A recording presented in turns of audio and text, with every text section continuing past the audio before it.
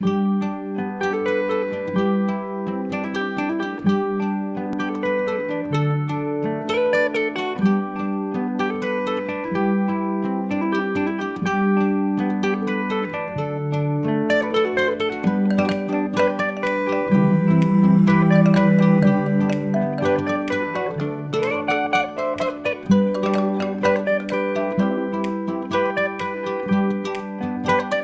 eu sou Ana Canhas, cantora e compositora. Estou aqui em Fortaleza a convite do Curto Gênero, que é esse seminário maravilhoso. Vocês estão na 8ª edição já, né? Que propõe discutir várias coisas, né? Acho que centralizada a questão do gênero, até pelo nome, mas abarca aí mil aspectos, né? Então, para mim, primeiro é uma honra estar aqui, participar, né, desse seminário. E acho super importante a gente discutir essas questões enquanto sociedade, porque a gente entende que gênero é uma construção social e acho que, como tudo, então é muito importante que a gente fomente ideias e ainda mais nesse momento que a gente vive no Brasil, onde a gente tem um governo que parece que insiste em invisibilizar a importância dessa discussão, né? A sensação que eu tenho através do meu trabalho, da minha música, da arte, é que essas fronteiras estão cada vez mais, não sei se inexistentes, mas pela geração que está vindo aí e pela desconstrução que eu acho que existe através da militância das redes sociais, né? De que de pessoas que não se reconhecem, por exemplo, mais num gênero binário, e a gente também lidar com a questão de que gênero é uma coisa e sexualidade é outra, são duas coisas diferentes. Muitas vezes as pessoas confundem isso, né? Então eu vejo que, assim, eu não sou socióloga, antropóloga, eu acho que a minha visão em relação à sexualidade e o gênero vem através do meu trabalho, da música. Eu sou uma artista e eu lancei um disco há um ano atrás chamado Todes, com a letra X, né? Já propondo uma reflexão em relação a essa questão identitária, de propor, como o nome do trabalho, um neologismo cunhado de rede social, porque essa manifestação da letra X nasceu, né, nas redes sociais, com essa geração que é definida como geração millennial ou como geração Y, sei lá.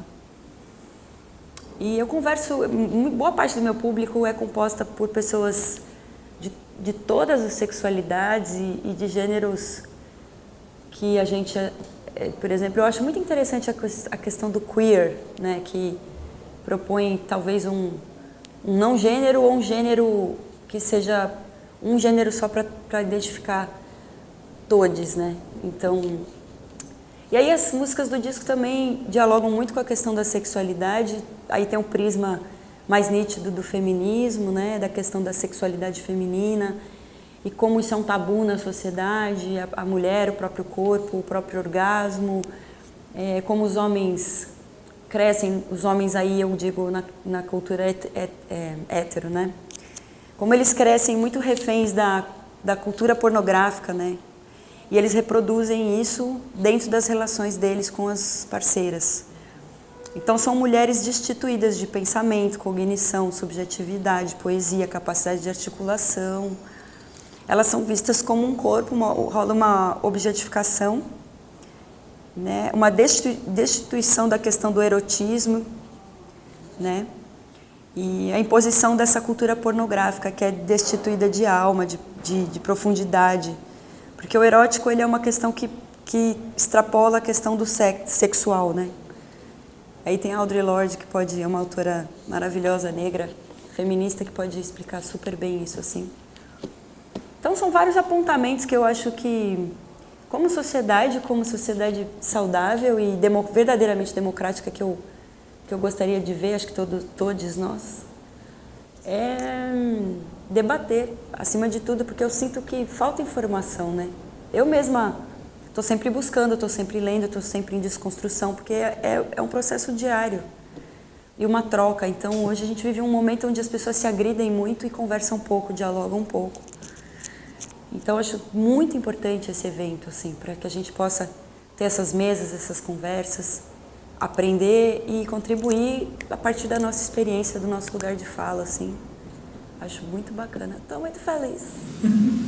Ana, como é que você avalia a cena cultural, talvez mais especificamente na música brasileira, com relação a essas questões, com relação a essas temáticas, né? Essas temáticas que, como você mesmo disse, têm sido perseguidas, têm sido invisibilizadas, e essa invisibilização leva à morte, leva a extermínio, leva praticamente a genocídio de determinadas populações. Como é que você vê a cena artística, talvez mais especificamente a musical, que é o teu campo, né? Lidando com esses temas dessa nossa contemporaneidade de gênero, sexualidade?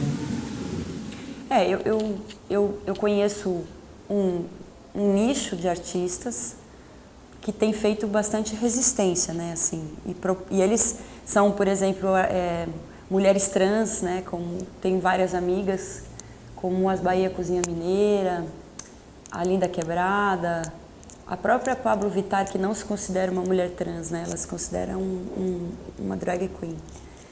Eu acho que até o fato da Pablo chegar no mainstream eu já acho uma coisa muito interessante, né?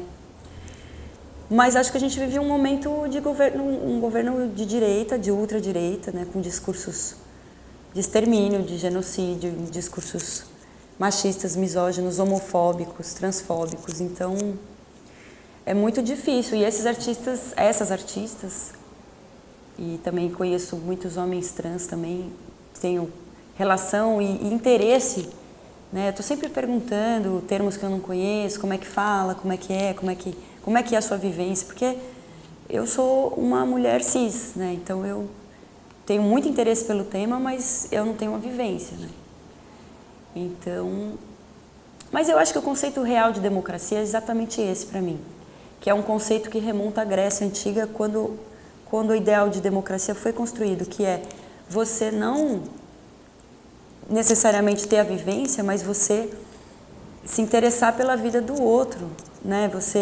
Então, na Grécia eles propunham que as pessoas da elite convivessem com os pescadores, houvesse uma troca verdadeira, para que você não viva, por exemplo, às vezes uma pessoa que não vive na periferia possa conhecer a realidade da periferia, entenda as suas necessidades, porque o discurso tem que incluir verdadeira inclusão, né? Que é as leis são para todas as pessoas. Então, dentro da arte, o que eu noto é que existe uma liberdade maior. Acho que sei lá, há 20, 30 anos atrás, a gente tinha um cenário dominado por homens trans, assim, pelo menos na MPB, no rock and roll. Existe muito um clichê, né, até dessa ideia de masculinidade que eu acho bem tóxica, né, do homem viril, do homem protetor, e acho que a gente está começando a desconstruir isso através das discussões feministas. Mas a gente tinha Gil, Caetano, Chico Buarque, tem essa ideia, né, dessa ideia bem heteronormativa, assim. E as mulheres, a mesma coisa, assim, poucas cantoras eram assumidamente gays, né, mulheres. E hoje a gente tem as mulheres, eu mesma sou bissexual, abertamente falo sobre isso. Então, eu vejo que a gente tem mais espaço, mas a resistência também se faz necessária pelos tempos atuais, né? Porque é o que você falou, as pessoas estão morrendo mesmo, as pessoas morrem nas ruas, em São Paulo isso acontece muito, no interior do Brasil, né? Mulheres trans principalmente, é um grupo de vulnerabilidade muito, muito triste, assim, muito pensar que as pessoas podem sair de casa e ter medo de não voltar vivas, né? Isso é algo que eu, por exemplo, como mulher branca, magra, privilegiada que sou, dentro do contexto de uma sociedade racista, não consigo imaginar. Eu consigo imaginar o que é sair na rua e ter medo de ser violentada, por exemplo. Isso eu conheço. Ter medo de estupro, ter medo de assédio. Mas eu não consigo imaginar o que seja você ter medo de sair na rua e morrer, que é o que esses grupos mais vulneráveis passam, né? Então, eu sinto que a música trouxe esses artistas, trouxe mais representatividade, pessoas que se identificam. Isso é muito saudável, muito importante, fundamental, na verdade. Mas é uma cena de resistência, né? Porque infelizmente a gente tem um governo que exclui, na própria fala do nosso chefe de Estado, como se eles não fossem seres humanos, quer dizer, né? Ele, acho que na cabeça desse presidente, que eu até vou fazer que nem eu vou fazer a Angela Davis, me recuso a dizer o nome dele, mas eu entendo que através da fala dele ele não considera essas pessoas como seres humanos, talvez como pessoas que tenham algum tipo de distúrbio ou doença.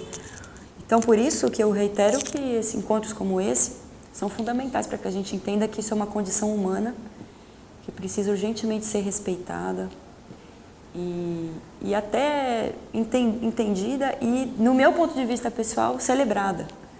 Eu celebro a diversidade, eu vejo beleza em todos os corpos, em todas as sexualidades, gêneros, culturas, raças, credos. Eu não entendi ainda qual é a do ser humano, por que a dificuldade de aceitar o diferente. Porque o ideal de sociedade que a gente queira todo mundo igual a uma pessoa só, é muito chato, a gente não vai para lugar nenhum. Então eu gostaria de chegar no ponto onde a gente celebrasse verdadeiramente a diversidade, assim, real, do coração, sabe? De ver beleza em todos os corpos, em todo tipo de gente mesmo, assim. Que é o que eu sinto. Hã? Sem um juízo final. Sem juízo, exato.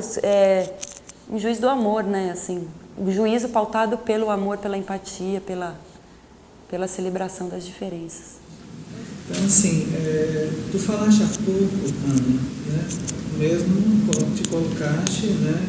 Atravessada por alguns marcadores, né? De branquitude, tu és sudestina, és mulher cis, né? E fala de feminismo, né? Então, assim, hoje em dia essas questões identitárias, elas às vezes ficam muito aguçadas, muito fortes, e é possível que haja críticas a determinados sujeitos com base, por exemplo, num conceito mal entendido, como, por exemplo, lugar de fala, né? Que virou meio que um senso comum, mas um senso comum que muitas vezes não diz o que é necessariamente. E você fala de tudo isso, fala de sexualidade, fala de questões trans, não sei, de repente até trans, alguma coisa com questões de raça e tudo, as questões de interseccionalidade, sendo mulher, branca, cis, sudestina. Como é que ocorre a recepção, por exemplo, de feministas ao teu trabalho, tá? Se há críticas e se há críticas, como é que você lida com elas? Eu acho que, em primeiro lugar, assim, do que eu entendo do que deve ser os movimentos pautados por equidade, a gente deve sempre olhar por uma ótica das maiores opressões. Então, dentro desse lugar de pensamento, eu sou uma mulher privilegiada, por exemplo. E como mulher branca, cis, como você falou do Sudeste, eu acho fundamental que... Isso eu aprendi com o feminismo também. A gente precisa... Por exemplo, eu sou uma leitora voraz do feminismo negro, das mulheres, das autoras pretas. E eu aprendi muito com elas, assim. Eu tenho até uma crítica em relação ao próprio feminismo branco, que não olha para essa intersecção da forma como deveria. Porque muitas vezes as mulheres brancas estão pautando situações que, para as mulheres pretas, essas situações não são, por exemplo, uma questão de sobrevivência, como muitas vezes é para as mulheres trans, por exemplo. Eu acho muito importante a gente dialogar com todo mundo e entender que elas estão numa faixa de vulnerabilidade muito maior. Então, por exemplo, enquanto a mulher branca está lutando para ter o direito de expor o peito, por exemplo, né? A movimento Free the Nipple, por exemplo, que é válido. Mas isso é uma pauta que não é uma pauta válida para a mulher preta, que sempre foi escravizada, estuprada e ultra objetificada. Então a gente tem que entender tudo isso dentro do movimento. E para mim é um exercício de muito cuidado, assim, equilibrar tudo isso, porque eu estou sempre olhando para as intersecções e tentando fazer um diálogo, né? Tem a própria questão da nudez. Por exemplo, quando eu li Angela Davis, eu entendi que o próprio feminismo nasce do apoio das mulheres da Casa Branca, da Casa Grande, né, à luta abolicionista. Quando as mulheres brancas começam a defender a abolição das mulheres pretas, elas entendem que elas são oprimidas dentro de casa pelos maridos. Então a gente não dá para conceber um feminismo que não seja antirracista, por exemplo. E tem muitas meninas brancas que ainda não descobriram isso ou não leram essa bibliografia essencial. Então é um exercício que exige leitura, exige reflexão, exige abertura, diálogo, né? Eu estou num fronte, assim, por causa das redes sociais, então com certeza eu recebo muitas críticas e tento dialogar com as manas, assim. Ontem mesmo eu fiz um post e aí sempre surge uma menina para criticar a questão da nudez, né? Que é uma questão muito central no feminismo hoje. Central no sentido de popular, da discussão que muitas mulheres...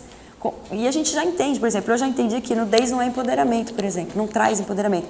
Que é uma palavra que sofre um esvaziamento, como você falou. O mesmo problema acontece com o lugar de fala. O empoderamento, ele é uma luta coletiva e a mudança das estruturas de decisão e poder. E a nudez não traz isso. Mas existe uma nudez política. Existe esse movimento dos corpos preteridos. Eu acabei de lançar um clipe na semana passada com um elenco de mulheres gordas, gordas maiores, mulheres pretas, mulheres trans, né, para trazer essa discussão dos corpos preteridos que estão protagonizando uma revolução estética, assim, através das redes sociais. E eu acho isso muito interessante. E eu, como mulher branca e magra, mais uma vez privilegiada, eu sou uma pessoa que celebra isso, né? Sei lá, é uma característica minha, assim, de me interessar pela luta do outro, da outra, sabe? Então, trazer essa representatividade para dentro do meu trabalho e usar a minha visibilidade, o meu privilégio, para dar voz às lutas mais necessárias do que somente expor o peito, por exemplo, ou algumas outras. Então, mulheres pretas, sabe? Eu sou muito ligada à Preta Ferreira, que teve presa agora recentemente a liderança dos movimentos de ocupação em São Paulo. Eu chamei a Babi Quirino para dançar no meu show, que também esteve presa 2 anos sem provas, mulheres pretas que são encarceradas. E aí a gente já está falando de encarceramento em massa de pessoas pretas na sociedade. Seria uma escravidão contemporânea, né? Então, eu acho fundamental que a gente, pensando nas interseções, eu não consigo me ver como uma mulher feminista sem olhar para o todo, assim, para todas as pautas, entender meu privilégio e daí, a partir do meu privilégio, entender que existe um dever de reparação histórica e usar o espaço que eu tenho para também incluir essas lutas. Então, eu acho que o feminismo branco ainda precisa absorver melhor isso. Estou sempre falando de privilégios, de reparação histórica e percebo que ainda existe uma resistência, né? Então, do mesmo jeito que existem mulheres que estão sempre me cobrando essa posição também. Então, é um trabalho de que eu abarque todas as interseções sempre. Então, é um trabalho de equilíbrio muito grande, assim. E, às vezes, exaustivo um pouco, porque é difícil lidar com todo mundo ao mesmo tempo, né? Mas é uma coisa que eu me propus a fazer. O ativismo, a militância, ela tem esse preço, né? Estava vendo ontem o texto que a Manuela Dávila fez para Joyce Haussmann, não sei se vocês viram, que agora a Joyce está passando o mesmo que a Manuela passou, né, de ter o filho agredido e tal. E ela estendendo a mão para a Joyce e falando, eu sei o que você está passando, eu já passei por isso, e como é cruel. Então você que está nesse lugar aí, que você conhece essas pessoas, você já foi líder do governo, liderança, né, exponha, diga para as pessoas a verdade. Até porque você está sendo triturada por esses ratos, por esses traidores, por essas pessoas que não têm caráter. Foi um post histórico, assim, achei muito... É isso, a militância é um estado constante de atenção, de exaustão também, porque a gente está vivendo um tempo muito complicado, né?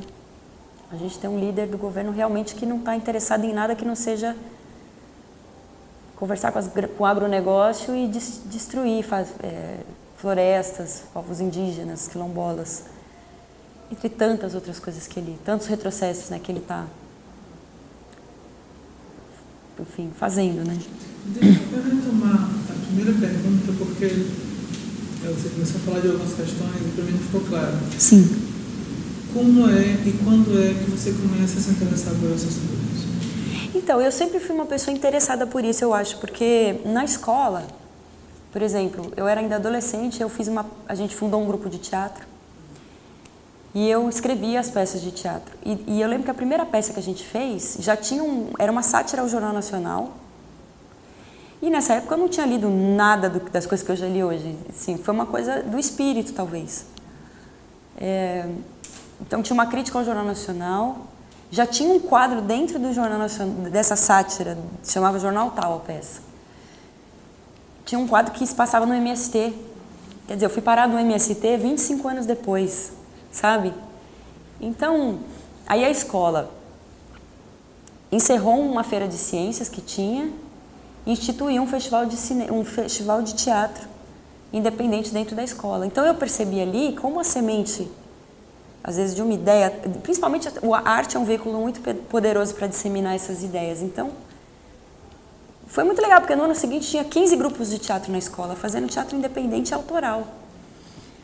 E a partir daí minha vida foi pautada por isso. Eu fui estudar artes cênicas, e aí comecei a cantar, mas aí tem um ponto de cisão, que é quando eu gravei o Respeita, que é o single que fala sobre o assédio que eu sofri. E a gente fez um clipe com 86 mulheres, que tinha Maria da Penha, tem Elza Soares, Eliane Dias, Karina Burr, um monte de mulheres bem feministas. E a minha vida muda a partir dali. Isso tem já 3 anos, porque eu comecei a conhecer os movimentos sociais, mesmo. Então eu fui conhecer o MST, fui conhecer as ocupações, fui conhecer a Quebrada, a Cooperifa, a Sarau, fui participar dos movimentos periféricos, entender as pautas dos movimentos sociais. E aí eu comecei a fazer shows nesses lugares, sem cachê, sem nada. Comecei a cantar antes do Lula falar, me envolvi com a prisão política, né? E comecei a viajar o país junto com... Quando o Lula falava, eu estava sempre presente. E aí não teve mais, assim, eu resolvi assumir uma posição perante tudo que estava acontecendo, num momento onde eu vi muitos artistas com medo de se posicionarem, medo de morrer ou medo de perder patrocínios ou todo tipo de medo, né? E naquele momento eu simplesmente não tive, assim, não que eu não tive medo, eu tive medo, mas eu fiz o que eu achei que eu tinha que fazer, assim, que era defender um político que, com certeza, também tenho críticas ao Partido dos Trabalhadores, mas em relação ao Lula, a tudo que diz a pessoa dele, eu, assim, tenho uma idoneidade, assim, no sentido de essa pessoa sempre me deixou perplexa, assim, na conduta humana, sabe? Nem acho que é possível você governar esse país sem conversar com as pessoas corruptas. A Dilma, por exemplo, foi uma presidenta honesta, vamos dizer assim. Você não consegue comprovar que houve corrupção no governo dela. Ela foi destituída do poder, um golpe misógino. Não é possível você sentar na cadeira da presidência hoje no Brasil e não conversar com essa ala. Você não aprova leis, você não faz nada. Isso também não deve ser uma justificativa, mas existe esse cenário. Então, dentro desse cenário, eu acredito que o Lula tenha sido o maior expoente dos presidentes, no sentido de que ele olhou para as pessoas pobres, para as pessoas periféricas, para as pessoas nordestinas, que precisavam do básico. Eu amo o Nordeste. Para mim é a região do país que mais eu me identifico com a humanidade, com a recepção, com o calor, tem uma humanidade aqui que falta no Sul. E aí são aspectos culturais, antropológicos, que eu não consigo explicar, assim. Talvez se perguntar para o Darcy Ribeiro, ele te diga, né? Mas eu só posso dizer do viés do que eu sinto como cantora, quando eu venho fazer show aqui. O que você sente? Eu sinto esse amor, essa gratidão, esse carinho, é uma coisa diferente, assim, né? Cada cidade tem uma, por exemplo, Porto Alegre é outra cena, Brasília é outra cena. O Nordeste tem uma coisa de empatia realmente muito forte, assim. É uma coisa quase inerente, assim, ao povo nordestino. Das pessoas acolherem você dentro de casa, sorrirem, te cumprimentarem. É muito... Eu fico sempre emocionada quando eu tô aqui, assim. Então...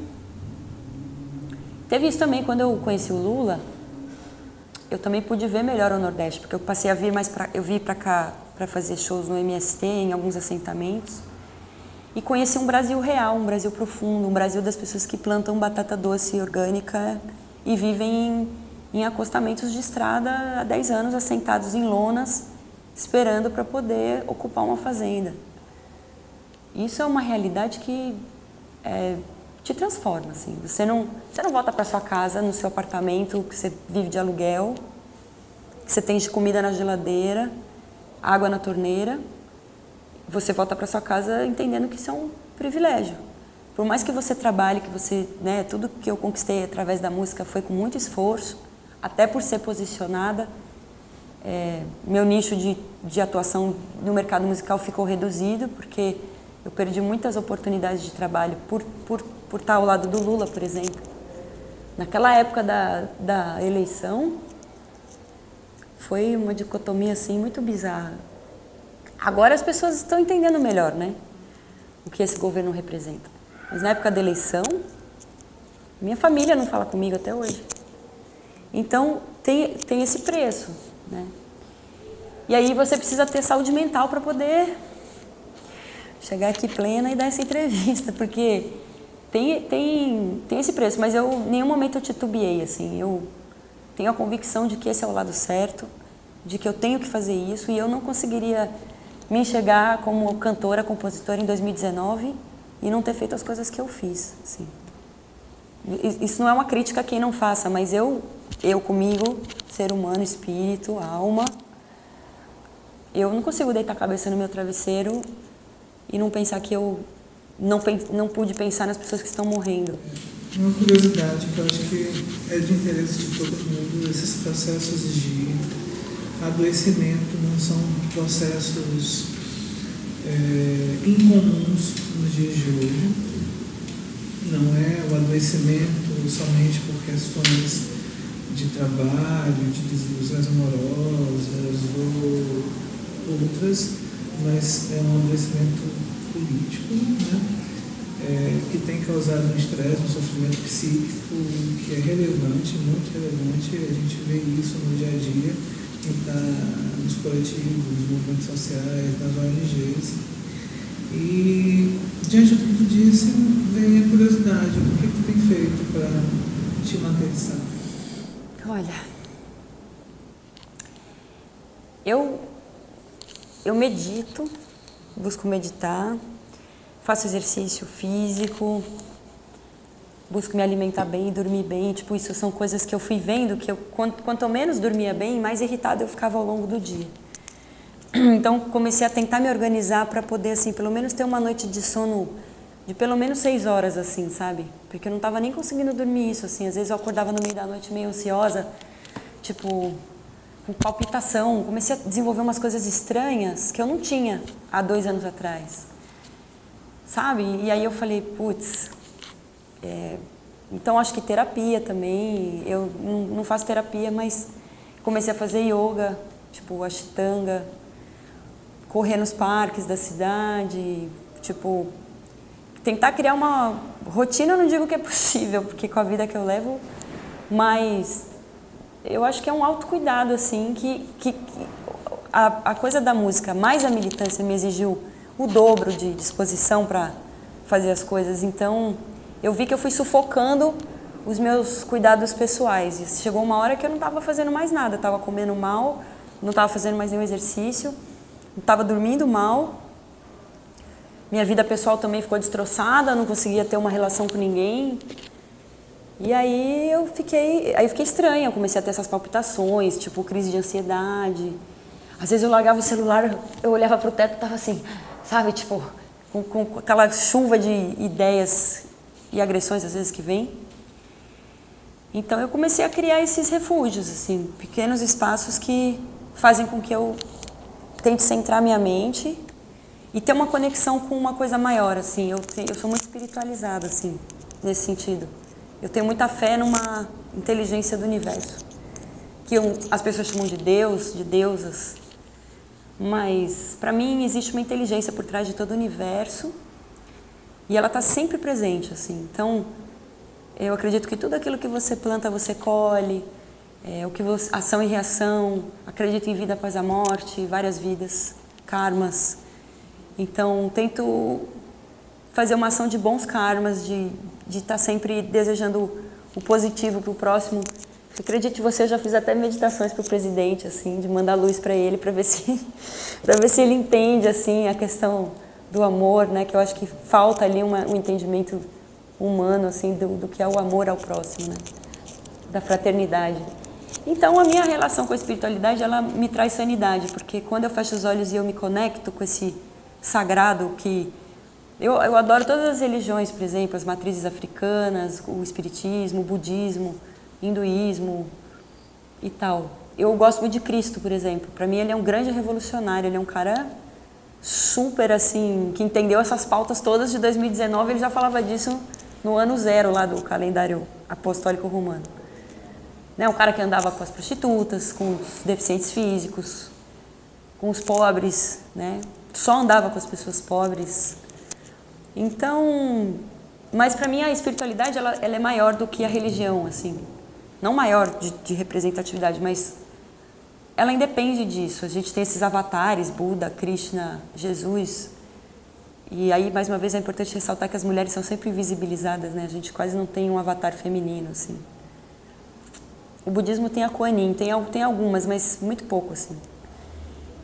Então, a espiritualidade para mim é uma coisa assim de eu ter a convicção de que se você me tratar mal e eu te tratar bem, que é um esforço fodido fazer isso, mas é possível, a pessoa fica até constrangida, fala, nossa, mas por que eu estou tratando essa pessoa assim se ela...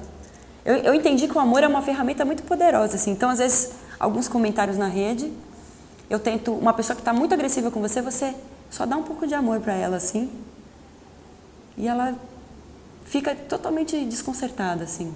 Funcionou muitas vezes isso. Porque é muito fácil você entrar na frequência da agressão, né? E falar, eu vou revidar, essa pessoa tá... Porque o ego reage, né? Então, falar...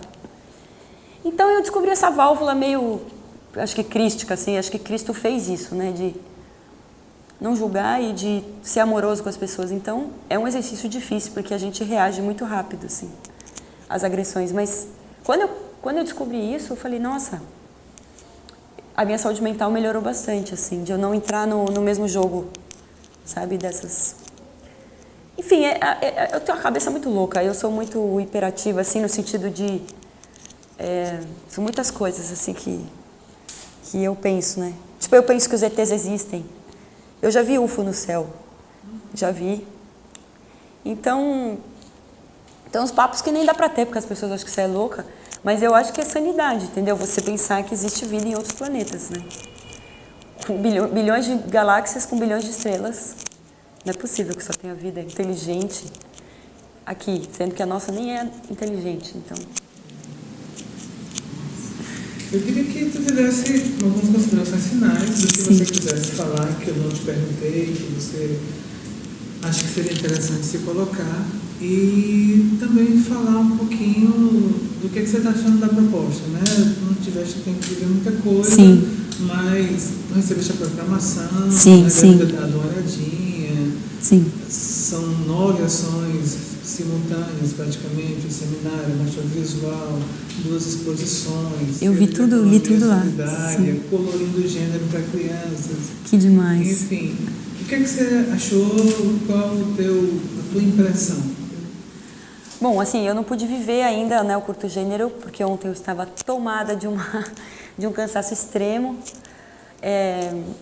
E também precisei trabalhar lá do hotel também onde eu estava. Mas, pelo que eu entendi, assim, eu estou aqui porque isso é o que eu acredito, assim, é o que eu quero ver no planeta. Né, eu sonho que, sei lá, esse é um mundo que a gente vai construir. Tipo, quando eu vi a Angela Davis falando para 15 mil pessoas no Parque do Ibirapuera, eu falei, isso é o novo planeta, é a nova era, é isso, mulheres pretas sendo ouvidas por 15 mil pessoas. Isso foi incrível, assim, eu tinha uma aura naquele dia, naquele espaço, no meio da natureza, que eu pensei, é pra esse lugar que a gente precisa ir, sabe? E a mesma coisa eu sinto quando eu chego aqui, quando eu vejo a arte, quando eu vejo o nome, quando eu falo com as pessoas.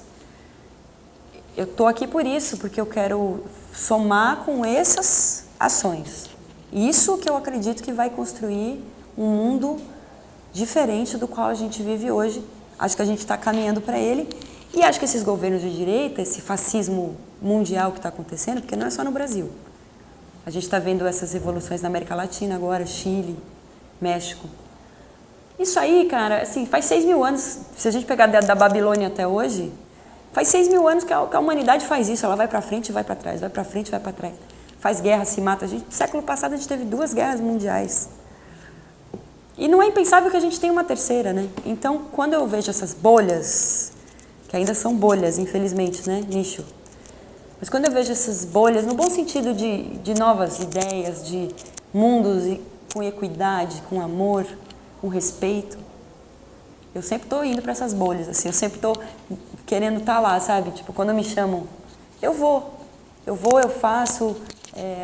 Tem gente que fala, pô, mas você, quanto custa? Eu falo, não custa, eu vou agora como cidadã, como ser humano, tipo, faço shows, todo mês eu faço 2 shows gratuitos em lugares que são essas bolhas.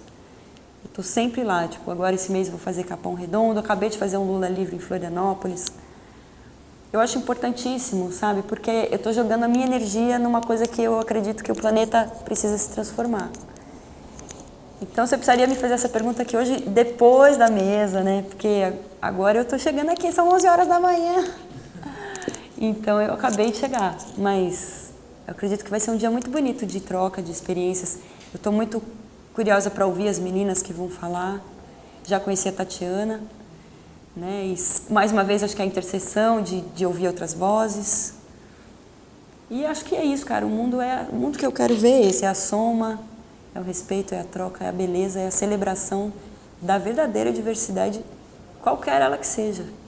Eu acredito que o ser humano ele é tão transcendental que existam almas que ainda não existem nem designações para elas, no sentido das vivências. Eu não sei se falei demais agora, mas não sei se você me entendeu, tipo, sabe? Eu acredito que estão vindo espíritos. Entendo que vão vir espíritos para o planeta Terra encarnar aqui, que a gente ainda nem está preparado, assim, para. Eles estão chegando como uma ajuda, assim, tipo, eles falam de crianças cristais, para ver se muda o planeta, se empurra para frente. Porque, veja, faz 6.000 anos a civilização. A gente tem celular, internet, avião, carro, motor, geladeira. A gente conseguiu tudo, quase tudo, sei lá. Faz operação no cérebro, constrói prédios de 50 andares, pontes que atravessam oceanos. E a gente não conseguiu ainda mudar os dilemas humanos. Sabe? O egoísmo, o egocentrismo, a inveja, a cobiça, sei lá o quê, sabe? As pequenezas humanas permanecem. A gente faz coisas incríveis e a gente não acaba com a fome, a gente não acaba com a miséria, a gente não cuida da natureza, a gente polui os rios. Cara, o que falta para a humanidade? Qual é a chave que a humanidade não virou? Porque amanhã a gente vai estar viajando para outro planeta, amanhã a gente vai...